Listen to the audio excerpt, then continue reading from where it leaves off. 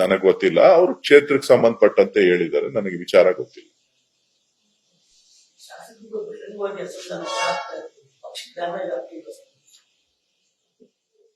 ಅವರು ಬಹಿರಂಗವಾಗಿ ಹೇಳ್ತಾ ಇದ್ದಾರೆ ಅಂತ ಅಂದ್ರೆ ಅವ್ರ ಸಮಸ್ಯೆಗಳನ್ನು ಕೂಡ ಸರ್ಕಾರ ಕೇಳಬೇಕು ಅಂತ ಹೇಳಿದ್ನಲ್ಲ. ಈಗ ಅವರು ಗೆದ್ದಿದ್ದಾರೆ ಶಾಸಕರುಗಳು, ಅವ್ರ ಸಮಸ್ಯೆಯನ್ನು ಕೇಳಬೇಕು. ಖಂಡಿತ ಮುಖ್ಯಮಂತ್ರಿಗಳು ಉಪಮುಖ್ಯಮಂತ್ರಿಗಳು ಅದಕ್ಕೆ ಸ್ಪಂದನೆ ಮಾಡಿ ಸಮಸ್ಯೆನ ಬಗೆಹರಿಸ್ತಾರೆ ಅನ್ನೋ ವಿಶ್ವಾಸ ನನಗಿದೆ.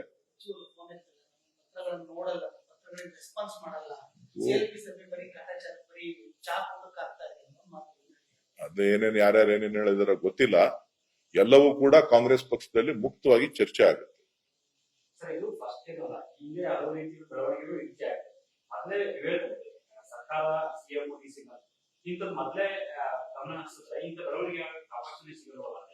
ನೋಡಿ, ಎಲ್ಲರ ಆಶಯಗಳನ್ನ ಈಡೇರಿಸಬೇಕಾದ್ರೆ ಬಹಳ ಕಷ್ಟ ಇದೆ. ಅದನ್ನ ಹಂತ ಹಂತವಾಗಿ ಮಾಡ್ತಾ ಇದ್ದಾರೆ. ಈಗ ಏನು ಅವರ ಪ್ರಸ್ತಾಪ ಮಾಡಿದ್ದಾರೆ ಅದನ್ನು ಕೂಡ ಸಮಸ್ಯೆನ ಬಗೆಹರಿಸ್ತಾರೆ.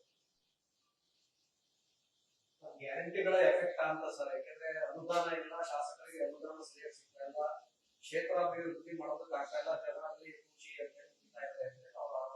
ನೋಡಿ, ಗ್ಯಾರಂಟಿ ಕೊಟ್ಟಿದ್ರಿಂದನೇ ನಮ್ ಸರ್ಕಾರ ಬಂದಿದೆ. ಪ್ರತಿ ಶಾಸಕರ ಕ್ಷೇತ್ರಕ್ಕೂ ಕೂಡ ಸುಮಾರು 225ರಿಂದ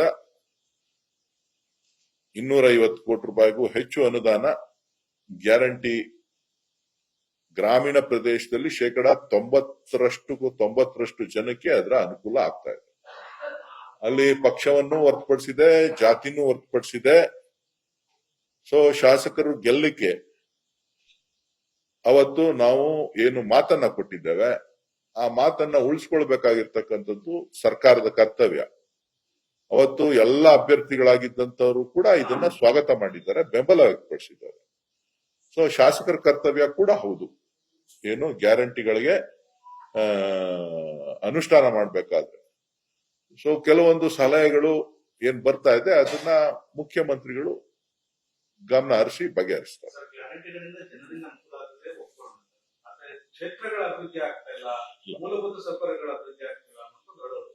ಈಗಾಗಲೇ ಮಾನ್ಯ ಮುಖ್ಯಮಂತ್ರಿಗಳು ಸಾಕಷ್ಟು ಅನುದಾನವನ್ನ ಬಜೆಟ್ ನಲ್ಲೂ ಕೂಡ ಘೋಷಣೆ ಮಾಡಿದ್ದಾರೆ.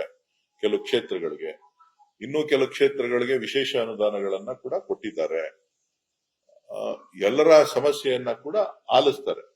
ಇದೇನು ಅನುದಾನದ ಪೈಪೋಟಿ, ಅನುದಾನಕ್ಕೋಸ್ಕರ ಮಾಡ್ತಕ್ಕಂಥದ್ದು ಇವತ್ತೇನು ಹೊಸದೇನಲ್ಲ, ಹಿಂದಿನಿಂದನೂ ಕೂಡ ಬಂದಿದೆ. ಹಿಂದಿನಿಂದನೂ ಕೂಡ ಸಾಕಷ್ಟು ಅಭಿವೃದ್ಧಿ ಕೆಲಸಗಳನ್ನ ಇವತ್ತು ಮಾನ್ಯ ಮುಖ್ಯಮಂತ್ರಿಗಳ ನೇತೃತ್ವದಲ್ಲಿ ಎಲ್ಲಾ ಇಲಾಖೆಗಳಲ್ಲಿ ಸಾಕಷ್ಟು ಕೆಲಸ ಕಾರ್ಯಗಳನ್ನ ಮಾಡ್ತಾ ಇದ್ದಾರೆ. ಮೊದಲ 2 ವರ್ಷ ಏನಾಗಿತ್ತು ಅಂತ ಅಂದ್ರೆ ಬಿಜೆಪಿ ಸರ್ಕಾರ ಆಡಳಿತದಲ್ಲಿ ಏನು ಒಟ್ಟಾರೆ ಬಜೆಟ್ಗಿನ್ನ ಹೆಚ್ಚಿನ ಅನುದಾನವನ್ನ ಸ್ಯಾಂಕ್ಷನ್ಸ್ ಗಳನ್ನ ಮಾಡಿಕೊಟ್ಟಿದ್ರು. ಅನುದಾನ ಇಡದೆ ಸುಮಾರು ಎಲ್ಲ ಇಲಾಖೆಗಳಲ್ಲಿ, ನಗರಾಭಿವೃದ್ಧಿ ಇಲಾಖೆನಲ್ಲಿರ್ಬೋದು, ಗ್ರಾಮೀಣಾಭಿವೃದ್ಧಿ ಇಲಾಖೆನಲ್ಲಿರ್ಬೋದು, ನೀರಾವರಿ ಇಲಾಖೆನಲ್ಲಿರ್ಬೋದು, ಎಲ್ಲಾ ಇಲಾಖೆಗಳಲ್ಲೂ ಕೂಡ ಇನ್ನ 3 ವರ್ಷ 4 ವರ್ಷ ಆದ್ರೂ ಬಿಲ್ಗಳು.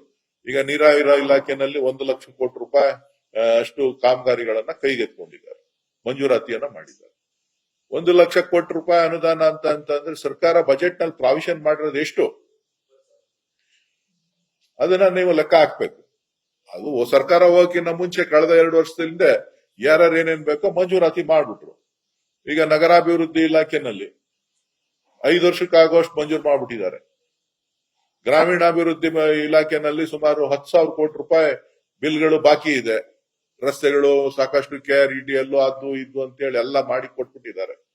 ಈಗ ಅದೆಲ್ಲಾನು ಕಡಿಮೆ ಮಾಡ್ಕೊಂಡು ಅವ್ರಿಗೆಲ್ರಿಗೂ ಕೂಡ ನೀವೇ ಮಾಧ್ಯಮಗಳಲ್ಲಿ ಹೇಳ್ತೀರಿ, ಅವ್ನ್ ಬಿಲ್ ಮಾಡ್ಕೊಂಡ್ಲಿಲ್ಲ ಅಂತ ಸೂಸೈಡ್ ಮಾಡ್ಕೊತಾವನೆ, ಅವ್ನ್ ಯಾರೋ ಕಮಿಷನ್ ಜಾಸ್ತಿ ಕೇಳ್ತಾವನೆ. ಅವ್ರ ಕಮಿಷನ್ ಯಾತಕ್ ಜಾಸ್ತಿ ಕೊಡ್ತಾರೆ ಅಂತ ಅಂದ್ರೆ ಕೆಲಸ ಮಾಡ್ಬಿಟ್ಟಿರ್ತಾರೆ, ತಗಲಾಕಬಿಟ್ಟಿರ್ತಾರೆ. ಇಲ್ಲ ಹಣ ಇಲ್ಲ. ಸರ್ಕಾರ ಮಂಜೂರು ಮಾಡುವಾಗಲೇ ಇದನ್ನ ಚಿಂತನೆ ಮಾಡಬೇಕಾಗಿತ್ತು. ಇವತ್ತು ಮುಖ್ಯಮಂತ್ರಿಗಳು ಎಲ್ಲ ಇತಿಮಿತಿಯನ್ನ ತಂದು ಒಂದು ಹಂತಕ್ಕೆ ಇವತ್ತು ಸರಿಪಡಿಸಿದ್ದಾರೆ.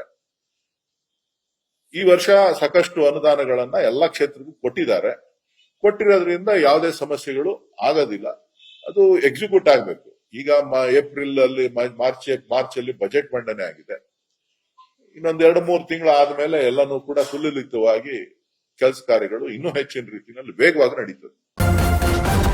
ನ್ಯೂಸ್ ಫಸ್ಟ್ ನಿರ್ಭೀತಿಯಿಂದ ನಿಮ್ಮ ಪರವಾಗಿ.